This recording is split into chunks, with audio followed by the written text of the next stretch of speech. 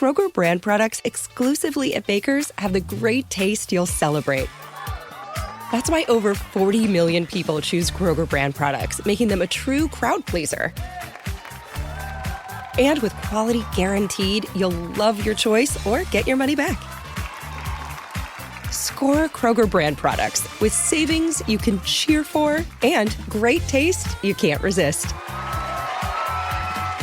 Baker's, fresh for everyone. What does every grocery store aisle now have in common? Products that come in paper packaging. And we don't just mean the obvious ones like cereal boxes and juice cartons. From beauty products to boxed water, there are more opportunities to go papertarian than ever before. So why should you? Because paper comes from a renewable resource and can be recycled up to 7 times. Simply put, it's the smart choice for the environment. And it turns out, the easiest choice for you.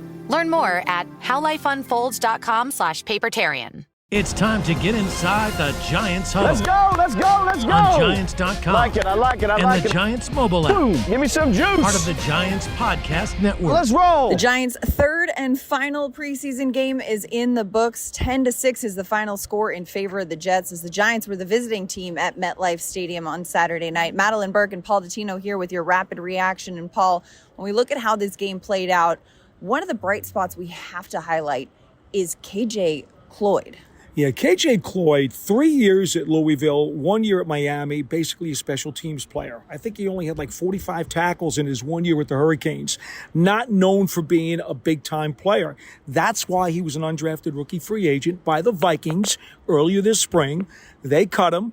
Giants brought him in just, about a week or so ago.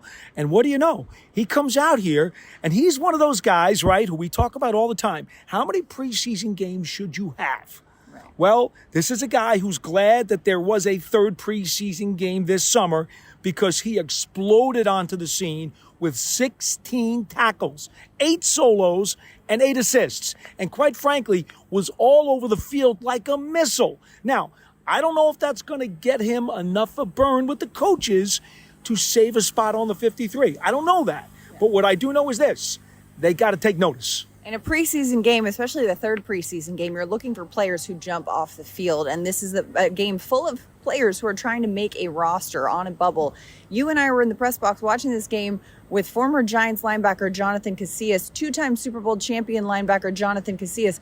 And all Casillas could say was, look at Cloyd out there. He was drooling over how great that this man was playing on the field. Definitely didn't not do himself some favors. Well, he showed range. Mm-hmm. He showed anticipation. He showed he could play downhill and fill gaps. He even had a pass knockdown, too, on pass coverage. What didn't he do? Did he sell popcorn tonight, too? I'm not sure. But he was all over the field. Now, the Giants do have some banged-up linebackers on the roster right now. We know that. Could that possibly allow him to sneak into the mix?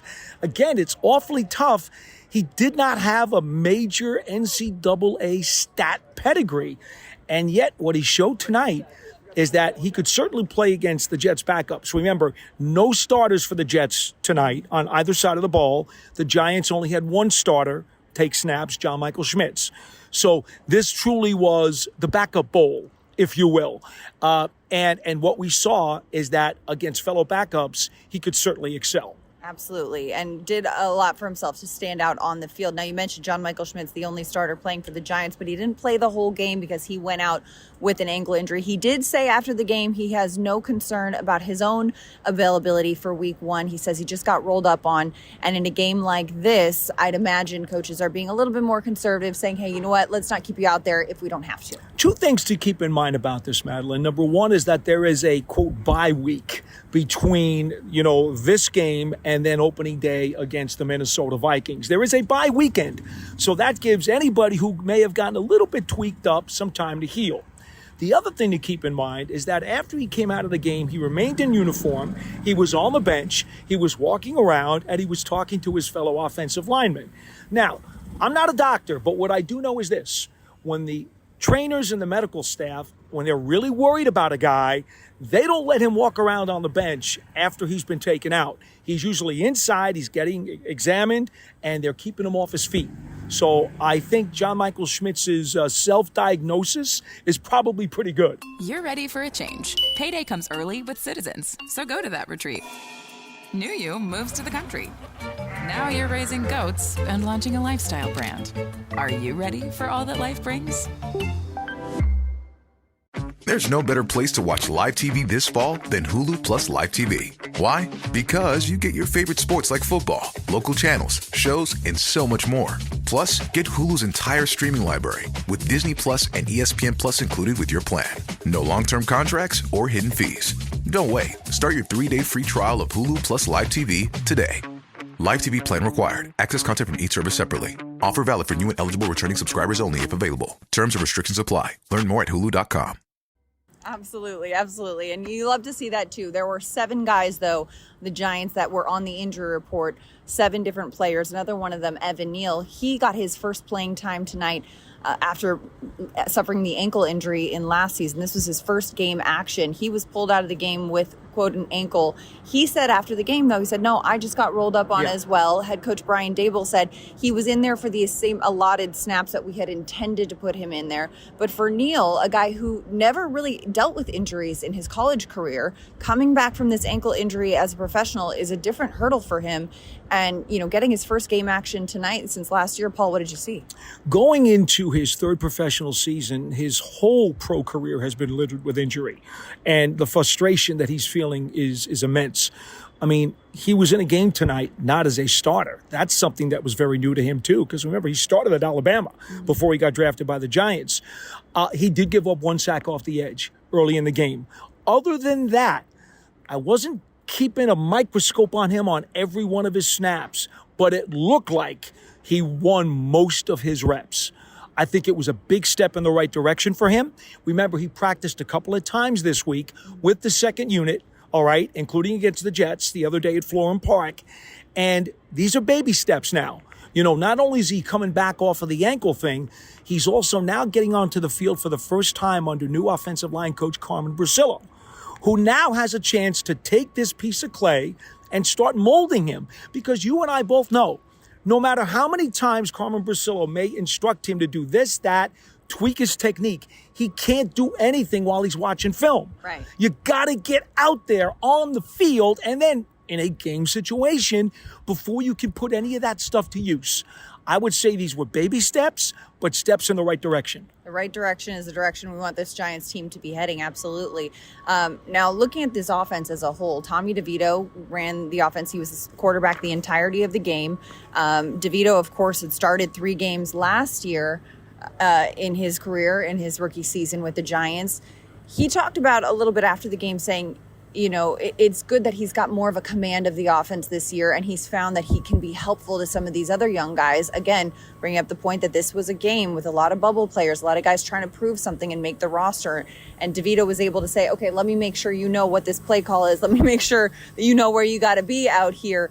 But when you look at the way Tommy DeVito and this offense executed for the Giants, again, unable to get into the end zone for a touchdown, settling for 2 field goals on some drives, but they were starting to put together some drives. They put together a couple of mini drives for the night, 14 of 27 for 103 yards. He also ran 5 times for 48.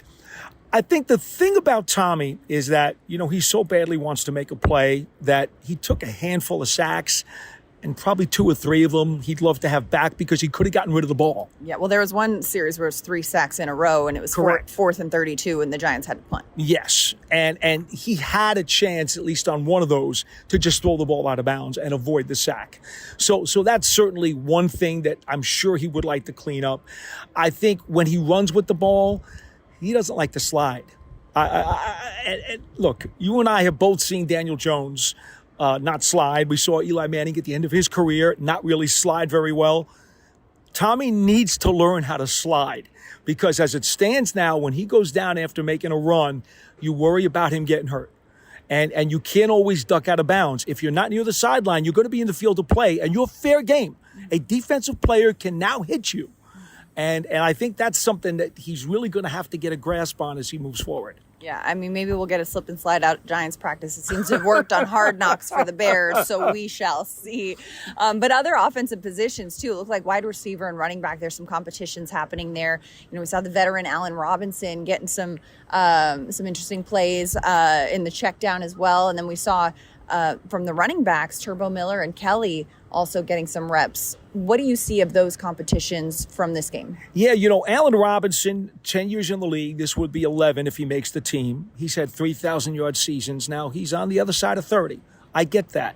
He doesn't play special teams. I get that, too. He's a pro's pro. He has had a couple of really great weeks recently at training camp, which is going to help him. He's the grandpappy in the wide receiver room with a bunch of young guys who could really use some tutelage. I got to tell you, Tyler Nubin, rookie safety out of Minnesota, went up to him early in training camp and said, "Hey, man, I had your photo as my screensaver on my phone growing up. I was a big fan." So, yeah, he is the veteran. And it shows how much they all respect him. You just mentioned a defensive player. Right. That's a big deal. Yeah. So there's a lot of value in having Allen Robinson on this team. Again, though, he doesn't play specials. And when you get that deep on the receiver depth chart, you usually like to get a guy who plays special. So I'm not sure how this is going to go for him. I thought what was interesting, though, today is that they ran a reverse end around with him. Now, usually you will run those with slot receivers, little quick mosquito kind of guys who just dart and have great quicks. You don't usually run them with a 6'2+ receiver who doesn't have great speed. But they did it with him, and he got positive yardage, not to mention the nice catch he made on the sideline. I'm an Allen Robinson guy. Yeah. I hope he makes it, to be honest with you, Madelyn. You love turf. You're good at it. So you start a turf biz. Business grows, your savings grow. Become the most celebrated name in turf. Are you ready for all that life brings? There's no better place to watch live TV this fall than Hulu plus Live TV. Why? Because you get your favorite sports like football, local channels, shows, and so much more. Plus, get Hulu's entire streaming library with Disney Plus and ESPN Plus included with your plan. No long-term contracts or hidden fees. Don't wait. Start your 3-day free trial of Hulu plus Live TV today. Live TV plan required. Access content from each service separately. Offer valid for new and eligible returning subscribers only if available. Terms and restrictions apply. Learn more at hulu.com. Well, especially in an offense that requires your skill position players to be able to play all skill positions. He's smart. And so if you can play the X, the Z, the Y, the slot, all that, then that is more beneficial. And putting him in those scenarios and seeing that he can do that probably did well for him as well. Well, and I also think the other receivers that you may be looking at the back of the depth chart, Giles had one really nice catch, but then had a couple that he wish he could have had and didn't have. Didn't help himself there. Ford Wheaton didn't necessarily have any production tonight either. So those are some of the guys there on the back end that when you look at it, it's going to be like, well, how do we balance this out? Maybe Robinson won the job tonight. Right. We shall see, because, of course, Tuesday at 4 p.m. Eastern, rosters have to be down to 53. And, we talked about some of the competitions on the offensive side of the ball. We talked about some of the different competitions on the defensive side of the ball. But these running backs, especially Dante Miles, Joshua Kelly, that's another competition we'll keep an eye on. Well, are they going to keep 4 running backs or 3?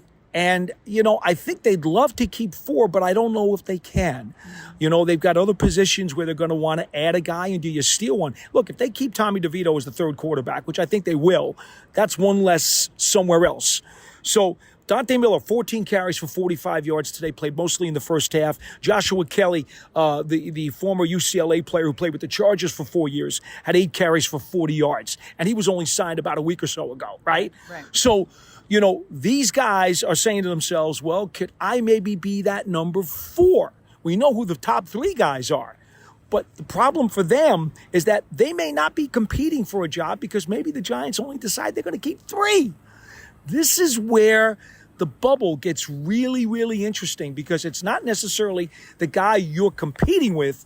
It's the roster spot you're competing with that could be coming from some other room.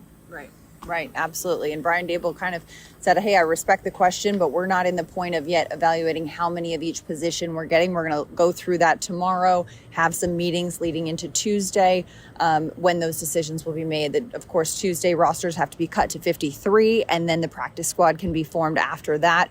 On Wednesday, the 16-man practice squad. So we'll see if some of these players get snuck through to the practice squad, if who makes the 53-man roster. And of course, that will also be in flux after the cuts are made and you see who else is available around the league. Well, I'll give you somebody else on defense besides Cloyd, Brenton Whitley. Right. Okay. We just talked to him in the locker room. Had a sack and a half again tonight. Had one, I think it was last week. In practice of the back of the depth chart guys, if you're looking at the edge linebackers, besides Thibodeau, obviously, and Burns, who was starting, right? And then you got your backups, Boogie Basham and Azeez Ojulari. Okay, now if they keep a fifth, right, who's the fifth going to be? Well, Whitley has probably been the most productive with the most flash plays during camp and the preseason. And in his third NFL season as well, he's got experience. No question. And he's got a heck of an attitude, too. He is a real go-getter, and he understands anything I can do, including kickoff return. So, you're looking at a guy like him. You're looking at, well, what are you going to do with Tamon Fox, who also, by the way, had a sack tonight. Younger player, but probably didn't flash as much as Whitley did during the course of the summer. So maybe Whitley sneaks on as the fifth edge guy. We got to see. We shall see. Lots of questions that will be answered in the coming days. Until then, make sure to stay tuned to Giants.com, Giants social media, and all the Giants digital platforms for the latest Big Blue news. And make sure to follow all the Giants podcasts wherever you get your podcasts. From the third and final preseason game, final score Jets 10, Giants 6. With Paul Dottino, I'm Madelyn Burke. We'll see you next time. Step into the world of power, loyalty, and luck. I'm gonna make him an offer he can't refuse. With family, cannolis, and spins mean everything. Now, you wanna get mixed up in the family business. Introducing The Godfather at ChumbaCasino.com.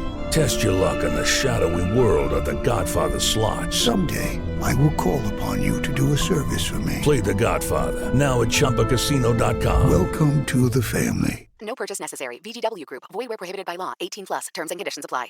Zero Foxtrot isn't just a brand, it's a way of life. Founded and operated by veterans, Zero Foxtrot's unique apparel and gear echoes the grit of the warrior culture. Zero Foxtrot dedicates itself to producing content, honoring the sacrifices of forgotten heroes of the past, and connecting history to the present. Embark on a journey with Zero Foxtrot today at zerofoxtrot.com. It's not merely our products, it's about the ethos that we embody. Rugged, resilient, and timeless.